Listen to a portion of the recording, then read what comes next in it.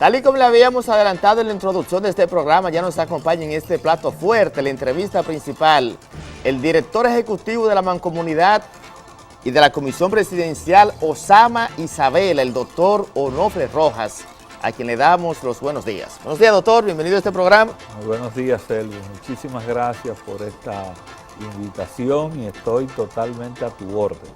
Un gusto, doctor, compartir con usted hoy domingo en la mañana con temas de tanta trascendencia para el país. En la forma, el tema de los municipios se veía antes como, a pesar de que eran un poder, como lo decía Duarte, y lo que eso representa, el seguimiento como tal ha sido muy diferente de dicho al hecho. Sin embargo, hemos visto el esfuerzo que a través de la mancomunidad usted ha venido desarrollando de manera exitosa y por eso quise traerlo, para que edifique a la población con temas de tanta trascendencia y sobre todo este punto de los Osama y Isabela, que son dos puntos vitales ahora mismo para el desarrollo del Distrito Nacional y de ese gran Santo Domingo.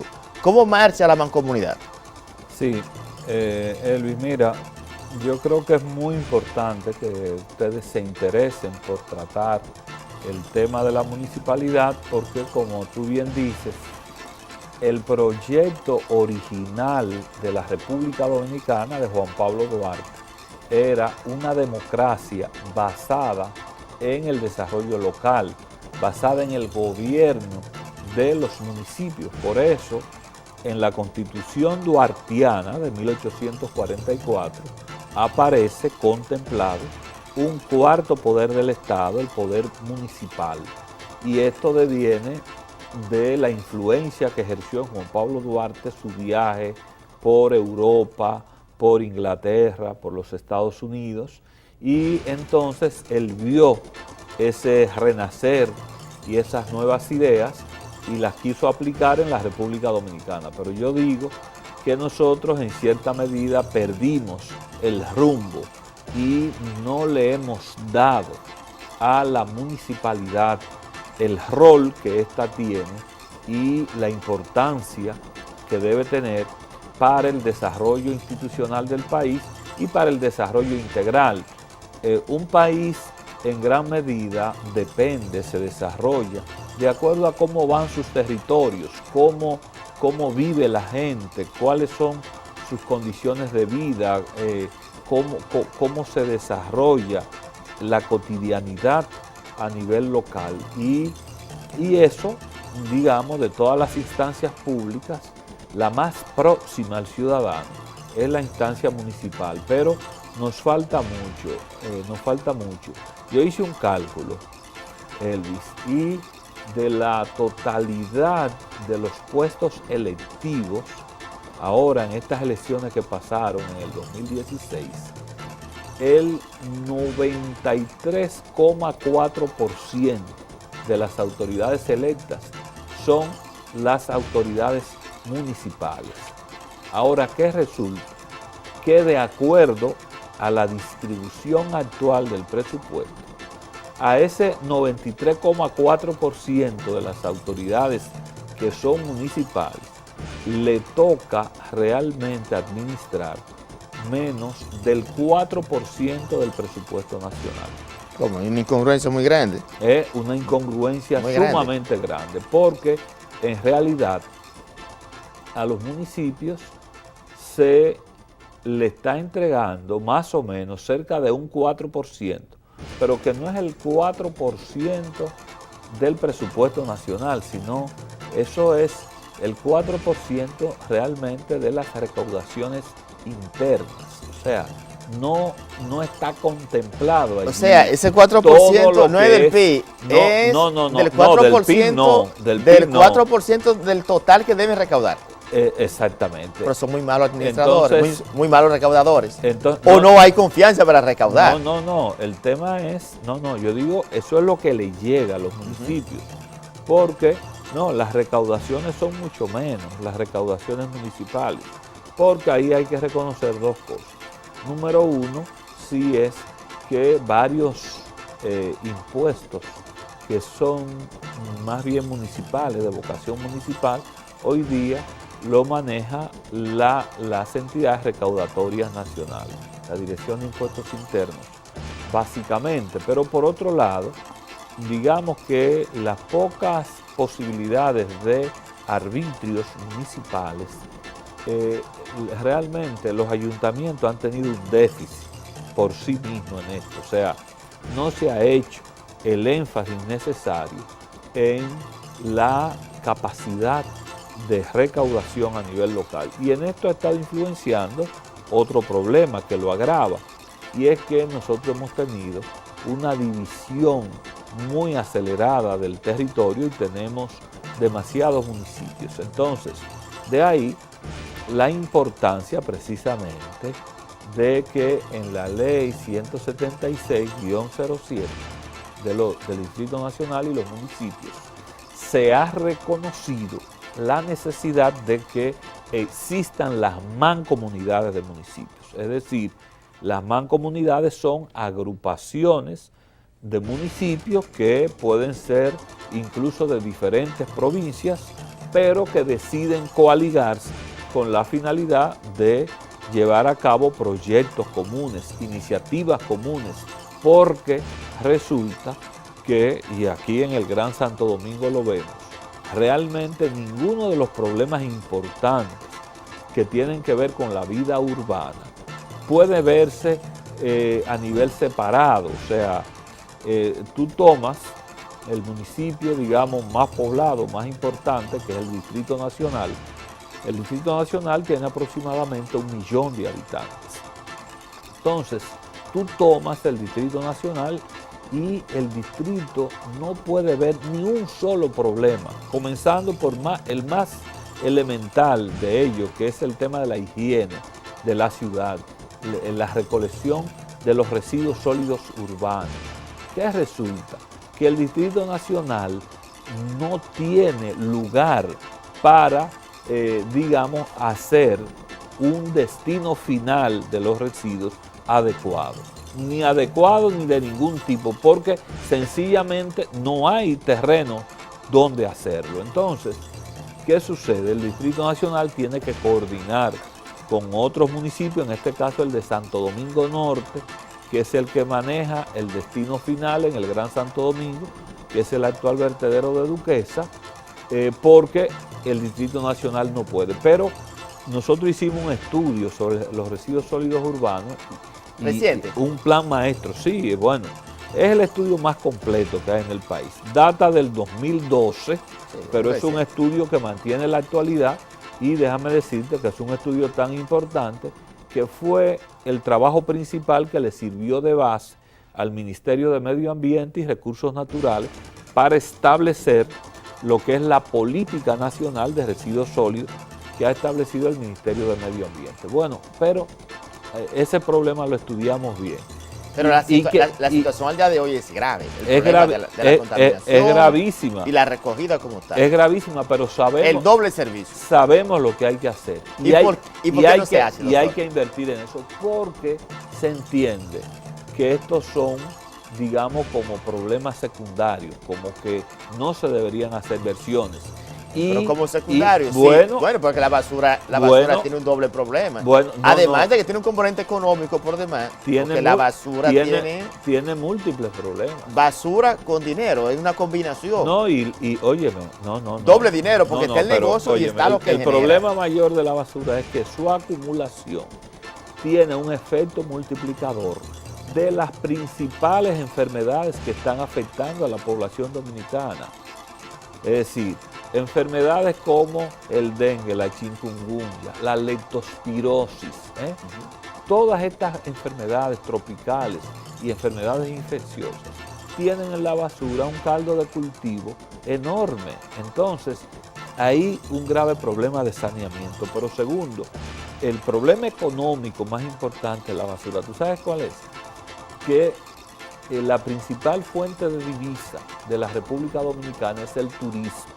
Y lo que menos le gusta a los turistas de la República Dominicana, dicho en las encuestas que les aplica el Ministerio de Turismo cuando vienen aquí, lo que más les disgusta es la basura, es ver los basureros, es esos turistas que vienen en crucero, que ven los plásticos en el río Sama. Entonces, realmente esto hay que darle más importancia.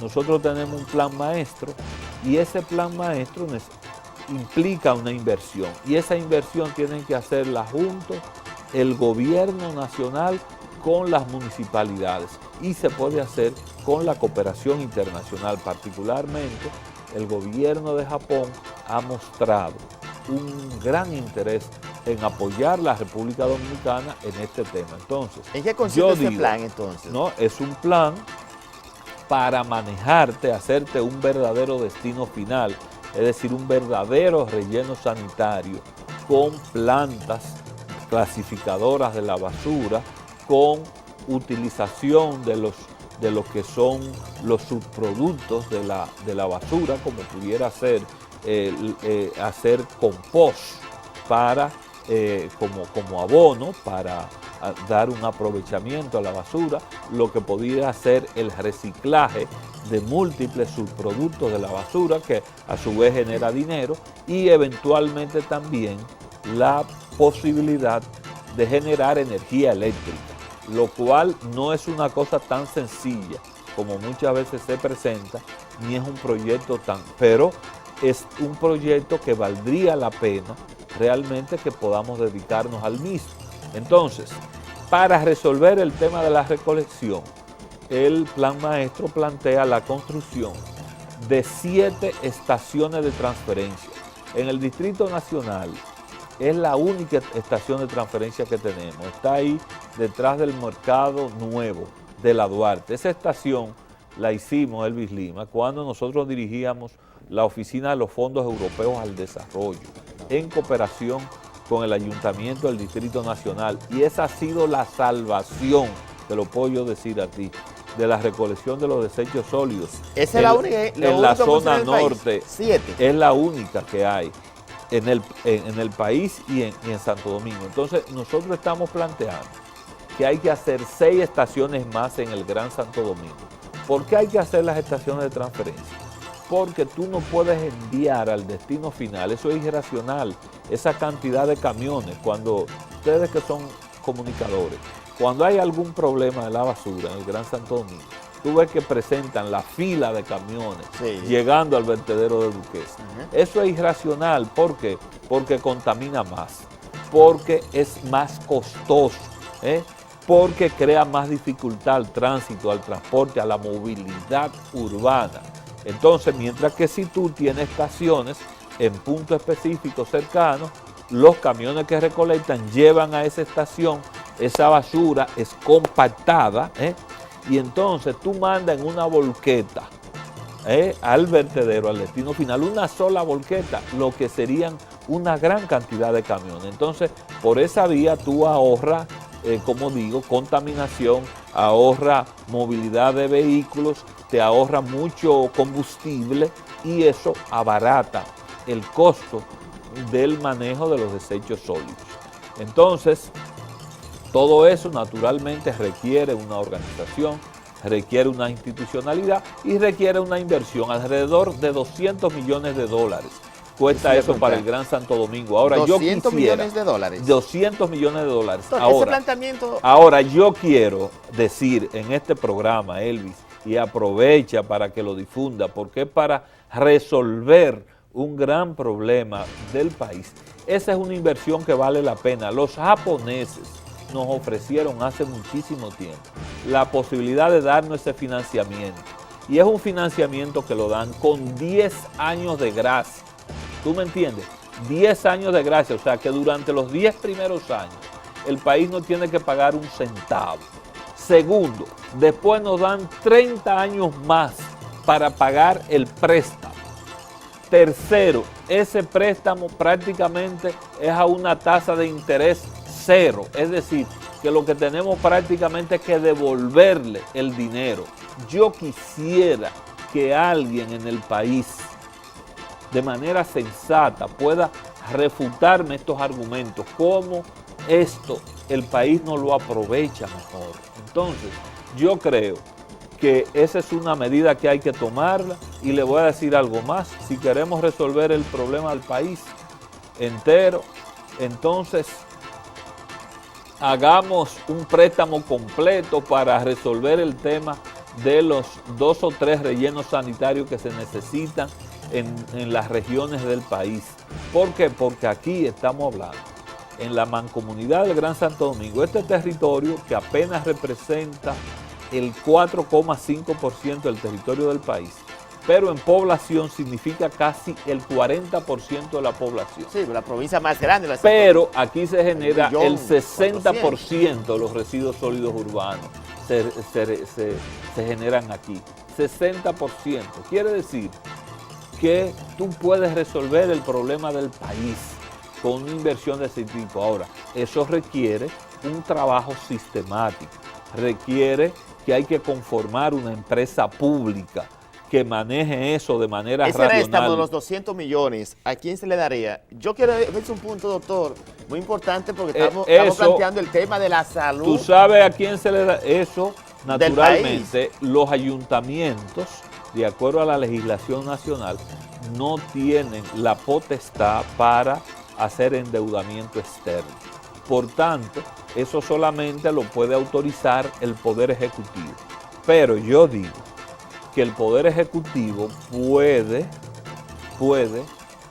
digamos, autorizar ese préstamo y ese préstamo lo puede cargar a las asignaciones que se le hacen a los municipios, y de esa manera el Poder Ejecutivo pudiese aumentar y comenzar a cumplir. ¿Y le retienen esos fondos? ¿Le retienen el total del pago? ¿O le retiene esos fondos? Óyeme. ¿Le retiene esos fondos para cuando toque pagarlo en 30 años como un fondo especial? Exactamente. Lo que quiero decir es que es una manera de que el Poder Ejecutivo aumente la asignación a los municipios, y también el gobierno no tendrá que erogar dinero en términos inmediatos, porque, como dije ya, el plazo es de 10 años para comenzar a amortizar la deuda. ¿Ya cómo sería la amortización? Te estoy diciendo, es a menos de 0,5% de interés anual. Óyeme bien, entonces prácticamente es devolver el dinero que se obtiene prestado. O sea, es una tasa de interés muy baja. Entonces, yo digo que con una empresa pública manejando adecuadamente ese destino final y manejando esas estaciones de transferencia en coordinación con cada uno de los municipios, tú puedes ir generando una masa de dinero que servirá para, cuando haya que comenzar las amortizaciones de la deuda, hacerlo tranquilamente. Pues mire, me voy a ir. Y realmente podemos nosotros, tenemos la solución de este grave problema en nuestras manos. Me voy a ir a la pausa, doctor, porque usted acaba de hacer una revelación preocupante y alentadora a la vez. Alentadora porque está revelando el mecanismo de cómo solucionar un problema tan grave, pero preocupante porque el problema está y no se ha resuelto. Me voy a ir a la pausa, cambiar de canal, ese caso es un delito federal, ya volvemos. Estamos conversando con el doctor Onofre Rojas, director ejecutivo de la Mancomunidad y de la Comisión Presidencial Osama e Isabela. Ya volvemos.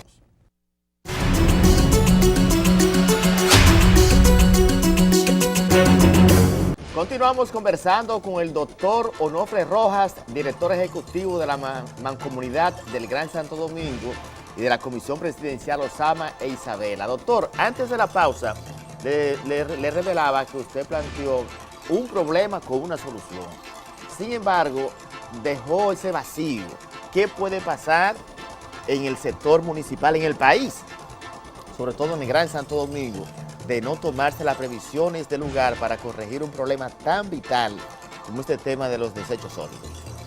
Bueno, yo confío, Elvis, en lo que es la capacidad de los alcaldes del Gran Santo Domingo para unificarse en torno a esta idea, porque se necesita una unidad de la municipalidad, en primer lugar, alrededor del tema, y segundo, confío también mucho en el interés que ha mostrado el presidente Danilo Medina de poder articular los esfuerzos del gobierno nacional con los gobiernos locales. Y me parece que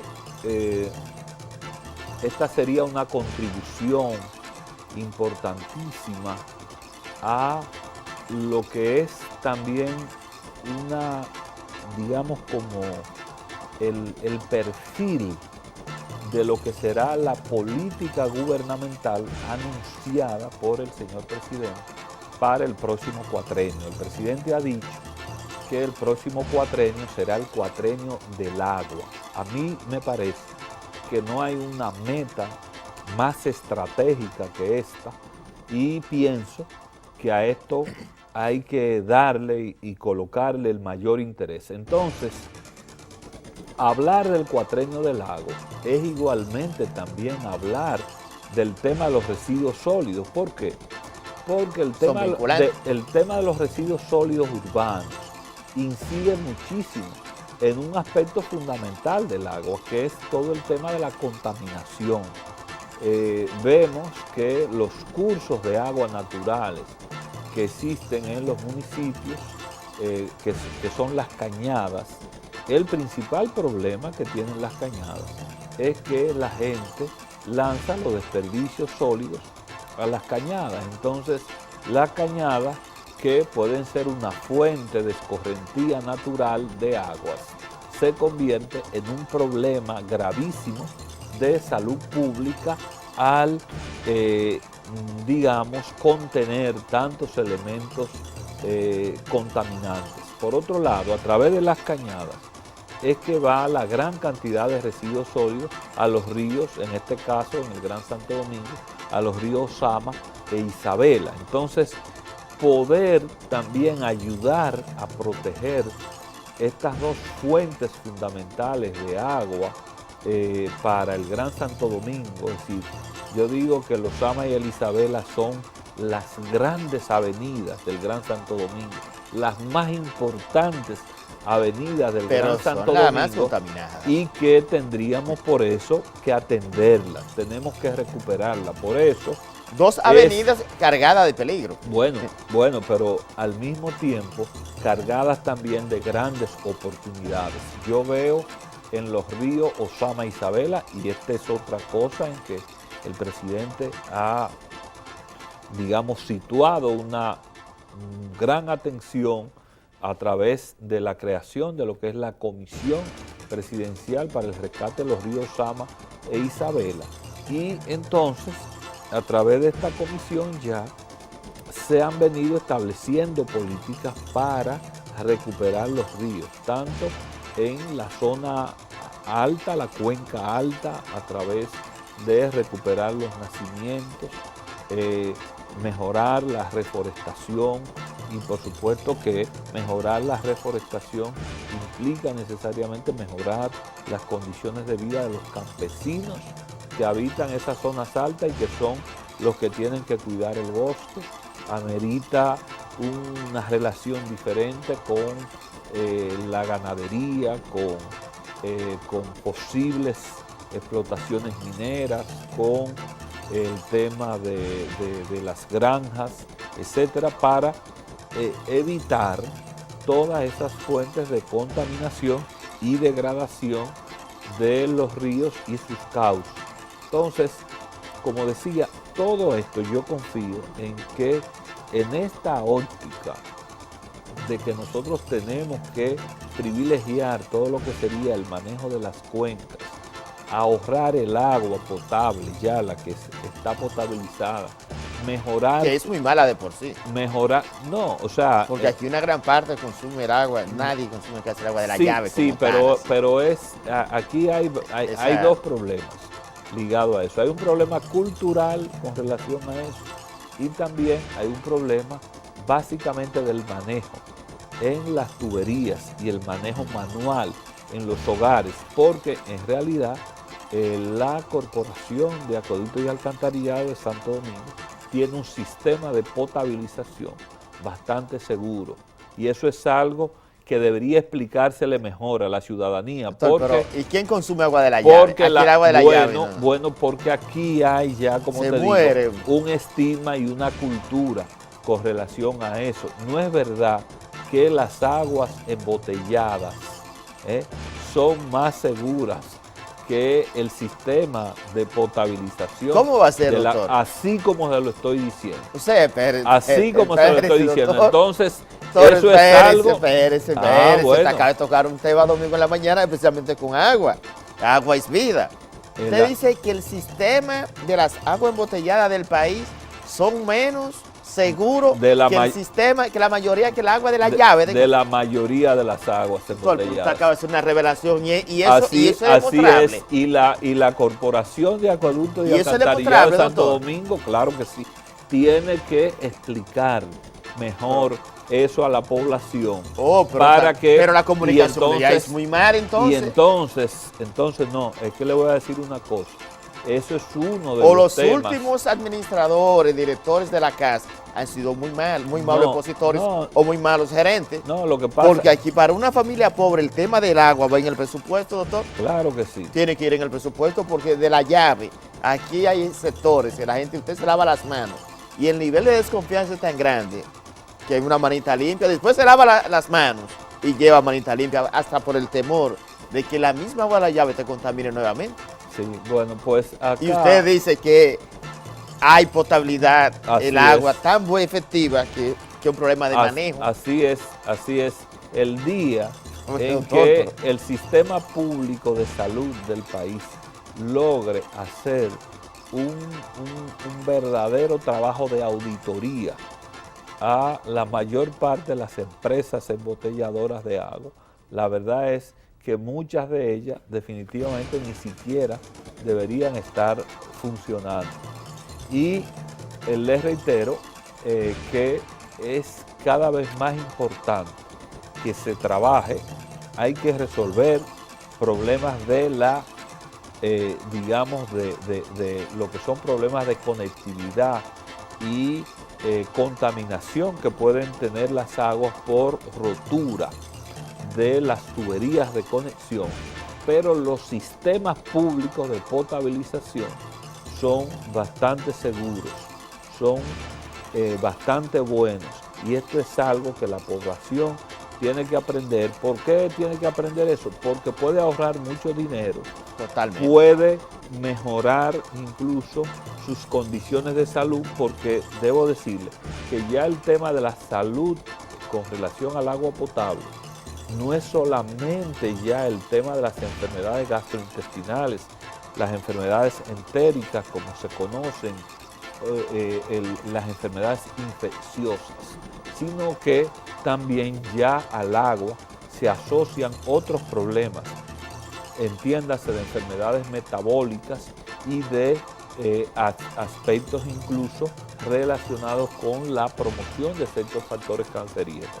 Quiere decir que el tema del agua es de suma importancia. A mí, ahora que estamos en el cuatrenio del agua, si tú quieres un día podemos dedicarlo a hablar sobre ese tema, porque es un tema muy complejo, porque es un tema que tiene que ver con la producción, es decir, la recuperación de nuestra fuente de agua, donde nacen las aguas, las madres de las aguas, que hay que conservarlas, las cuencas. Es todo el sistema de los cursos de agua que hay que conservarlo. ¿Cómo podemos almacenar más agua? Porque se nos pierde demasiada agua que se va al mar. El tema del manejo de las aguas para uso agrícola, cómo podemos racionalizar eso y la importancia que esto tiene para la agricultura y la seguridad alimentaria. Los sistemas de agua para uso industrial, los sistemas de tratamiento, de manejo de aguas residuales. Es decir, todo eso es una materia sumamente importante y trascendental para la vida de un país. Con esto te voy a decir lo último.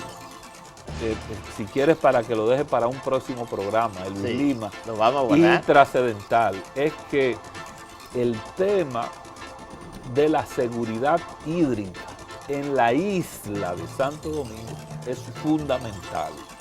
Es fundamental porque esta es una isla que tiene una gran presión demográfica en la actualidad. 22 millones de habitantes en alrededor de 73.000 kilómetros cuadrados. Cuba nada más tiene 11 millones de habitantes en más de 123.000 kilómetros cuadrados. Y te voy a decir algo más. Con la tasa de natalidad que hay en Haití, prácticamente la población de la isla dentro de 20 años podrá ser superior a los 33, 34 millones de habitantes. Lo que significa... Y eso, en términos de la presión que eso genera, sobre todo con el tema del agua, puede hacer un asunto de seguridad fundamental. Seguridad nacional. Seguridad nacional, así mismo. Acaba de hacer una revelación, doctor, mire. ¿Y por qué el gobierno y los técnicos y los consultores y los teóricos que manejan mucho no aprovechan esa experiencia? Usted acaba de hacer unas revelaciones muy importantes, no solamente para la salud de la población, sino también para la garantía del ser humano y para el desarrollo no de los municipios, sino del país. Se nos terminó el tiempo, doctor, varios temas quedaron en agenda. Ojalá que pronto lo podamos tener nuevamente en este programa. Bueno, usted para sabe que usted tiene mi dirección y mis teléfonos y amigo de siempre. Así vamos a hacer un trabajo del agua bueno, en el próximo programa. Con muchísimo gusto. Doctor, le agradezco infinitamente su participación hoy domingo en la mañana. Fue la participación del doctor Onofre Rojas, director ejecutivo de la Mancomunidad y de la Comisión Presidencial de Río Osama e Isabela.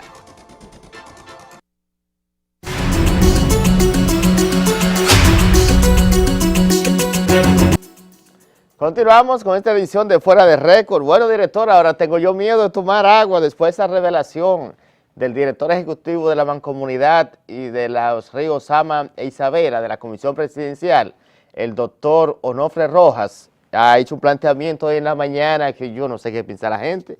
Repito, decía Onofre, lo vieron en la entrevista, que el agua de la llave, o sea, el agua de su casa, de la llave, es más segura y confiable que la mayoría del agua que distribuyen las empresas en el país. Doctor, me dio miedo de tomarme el agua, director. Miren, donde no hay que tomar mucha agua y buscar una salida a este tema político de la semana, el conflicto desatado a propósito del tema del aumento salarial de los senadores. Miren, señores, a mí me han preguntado mucho en las redes y me han llamado sobre el tema. Quiero decirle que de verdad yo estoy de acuerdo con el aumento salarial de los senadores. Lo comparto 100%. Cuando usted analiza la función social del legislador, sin importar cómo sea y cómo lo maneje, es justo, es merecido, es de ley el aumento salarial.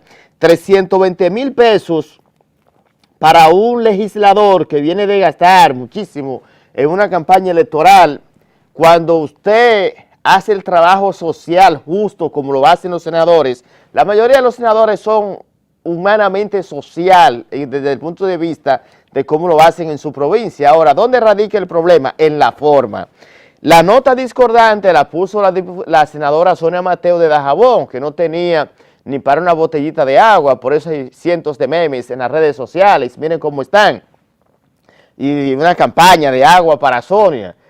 Yo pienso que la distinguida legisladora se le fue la mano por su forma peculiar y particular de ella hacer las cosas. Sin embargo, Sonia, de una forma u otra, quiso ser pintoresca y sin darse cuenta o dándose cuenta, metió a sus compañeros de bancada en una situación no muy buena desde el punto de vista humano y social y ante la opinión pública. Porque usted salir con eso, que a veces no tiene ni para un agua, eso es entendible. Tal vez se pueda dar ese caso, senadora, un día, pero no siempre. Ahora, 320,000 pesos de salario para un senador, no se crean que eso de verdad es una cosa del otro mundo. El gobernador del Banco Central, en sentido figurado, hace menos que un senador, porque a las 2 de la mañana o a las 12 de la madrugada, un senador, por ejemplo, de Pedernales, Dionis Sánchez, por ejemplo, la misma Sonia Mateo, un argumento, por ejemplo, se muere una persona humilde en Pedernales, en Guancho, arriba, para allá, lejísimo. Es a la casa del senador que van a tocar para que le preste la ambulancia. La ambulancia no tiene gasolina, tiene que darle al senador la gasolina, buscar el chofer, darle la caja de muertos. Eso pasa a diario y los que somos de pueblos sabemos que eso es así. Ahora, cuando un senador llega a su provincia y hace un trabajo social, que por lo general casi todos lo hacen, 320,000 pesos, no se crea que son todo, por ejemplo, para él, se quedó con 320,000 pesos, tiene el descuento salarial, tiene una serie de cosas, tiene un personal también que ayudan, porque el problema es de la ayuda. La diferencia entre el aumento salarial de un senador y el aumento, por ejemplo, del gobernador del Banco Central, que gana 1 millón de pesos, ¿quién ve al gobernador del Banco Central? Este sangre azul. ¿Pero quién ve a Valdés Albizu? ¿Usted lo ha visto nunca, director? ¿Usted ha visto este sangre azul caminando ni siquiera normal, ni en el cine, ni en una plaza? Usted no ve al gobernador del Banco Central, usted no ve al superintendente de seguros, también que gana muchísimo. Pídale una receta al gobernador del Banco Central y voy a la seguridad que te da 4 galletas, quítese de ahí, carterita, ladrón, una ofensa tal vez. Pero cuando usted compara un sangre azul como Valdés Albizu, usted se lo pone al lado a Reinaldo, por ejemplo, el presidente del Senado, que es humilde, usted lo ve en San Carlos, lo ve en una jornada odontológica que hace todos los años, en diferentes circunscripciones, la gente se le acerca y lo palpa. Un senador humano, senador, mire, una receta, senador, mi Navidad, senador, las madres, o sea, son más humanos los senadores que mucho sangre azul que están en el aparato burocrático ganando 1 millón y 2 millones de pesos, hasta más, y le pagan hasta la respiración. Además, hay consejos en el mismo estado, consejos, miembros del consejo tal, que ganan 250,000 pesos y le pagan, para que ustedes sepan, 10,000 por sesión adicional cuántas veces van y hacen menos que un senador. Ahora, esa defensa que yo asumo de los senadores, no me arrepiento, sé que muchos me van a criticar por eso, pero la realidad es que 70,000 pesos, por ejemplo, de incremento para un senador, ahora, que el senador le dé una buena función, excelente, que se la dé mal, espérate, esos son otros 500, que le exijan ahora, la presión social va a ser más fuerte en los diferentes sectores, en las comunidades, en las provincias, donde quiera que los legisladores se muevan, van a tener una mayor presión social porque la gente dice se aumentaron. Los regidores se aumentaron también y con eso no lo estoy justificando, sino estoy diciendo el papel real, la diferencia entre uno y otro.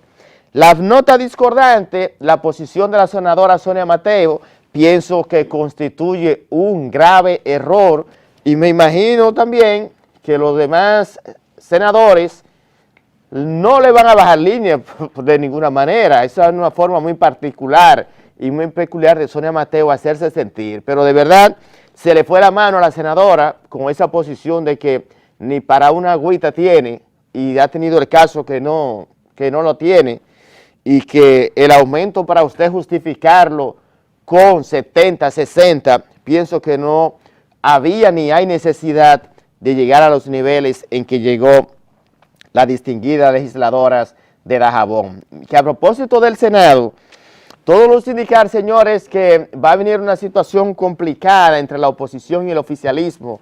La escogencia de los jueces de la Junta Central Electoral, pienso que va a ser un choque de titanes. El PLD tiene la mayoría. Vi unas declaraciones recientes de un miembro de la comisión, no del Senado, sino de la comisión creada por el PLD.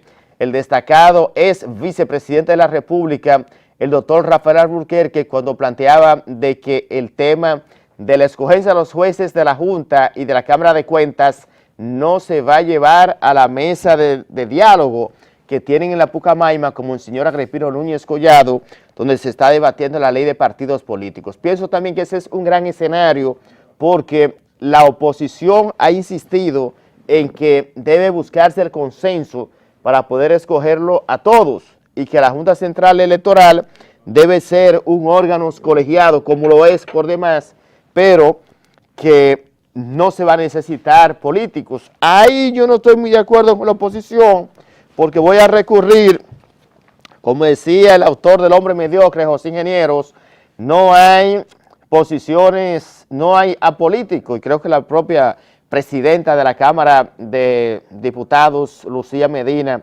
hacía referencia a ese punto. El que no sea político, eso es difícil, porque al final el sistema de partidos sigue teniendo una amplia participación, incidencia en las tomas de decisiones del país. Los reformistas están planteando también que el tema de la ley como tal y que la ley de partidos tenga el punto de la reducción de 3 meses de campaña. Comparto ese punto. Una campaña es sumamente costosa y que se le ponga tope a la campaña. El enfrentamiento entre el distinguido amigo Eddie Olivares y Reinaldo Pared Pérez, pienso que el enfrentamiento como tal trajo una polémica que en la forma, cuando usted la analiza, ve las posiciones encontradas de los dos. Eddie ya de antemano renunció. La carta como tal, una carta muy dura por demás, pero los pronunciamientos también de Reinaldo le respondió en el mismo escenario. El tema de los cabildeos intensos son normales. El presidente actual, Roberto Rosario Márquez, me informa que está en una campaña tenaz por quedarse. Yo en lo personal no veo condiciones para que Roberto Rosario repita en la Junta Central Electoral.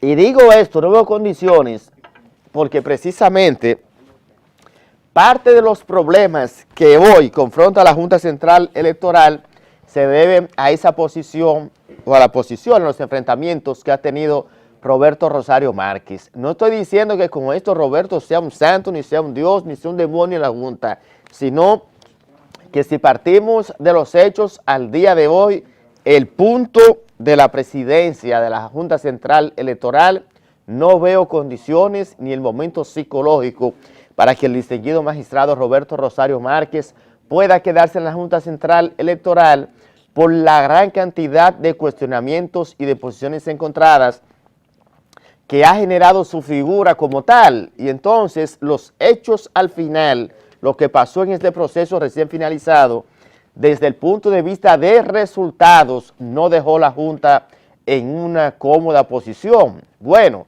el mismo reglamento también le abre esa brecha, le abre esa oportunidad a los miembros actuales para que puedan optar por participar, por ser evaluados nuevamente. La gran interrogante sería, ¿está el proceso venidero del 2020 en capacidad el sistema de partidos de tener novatos?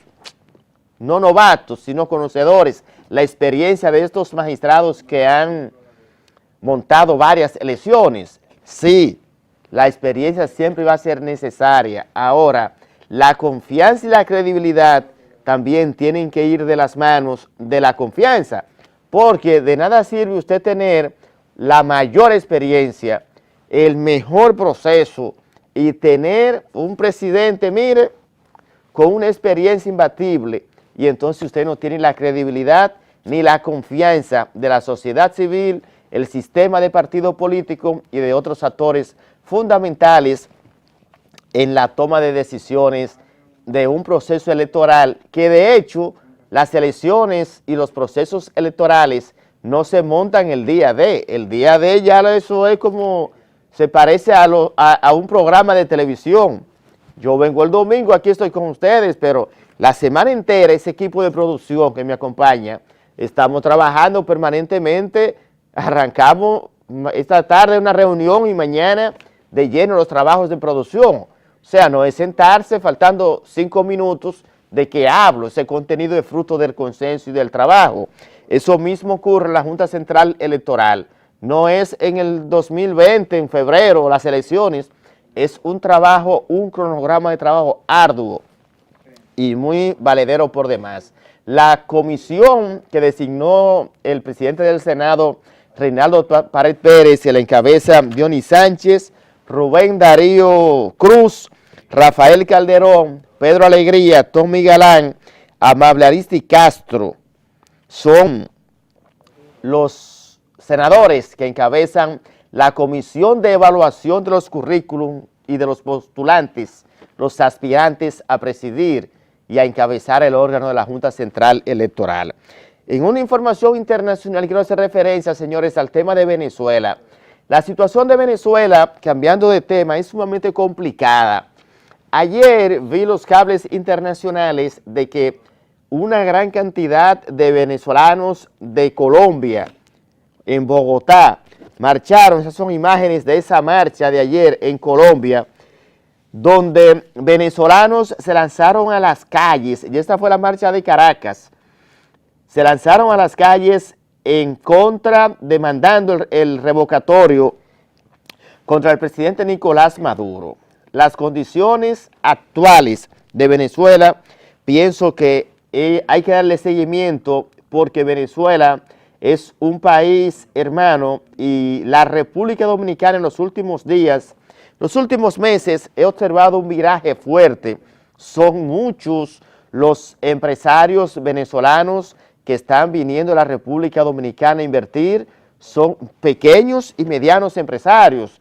Son muchos los nacionales venezolanos que estamos viendo por las calles de Santo Domingo, buscando empleo y buscando sobrevivir, porque la situación de Venezuela está color de hormiga. Yo pienso que Maduro no está en condiciones al día de hoy de mantener esa bravuconada como tal, porque tiene muchos factores adversos y sobre todo la situación social que vive Venezuela al día de hoy no es lo más favorable, no solamente para su sistema de partido, sino también para su propia economía. Porque miren, señores, cuando usted no tiene garantizado lo básico, los alimentos, es penoso ver cómo los niños en Venezuela, el drama que se vive en busca de alimentos, leche, son imágenes y escenas dramáticas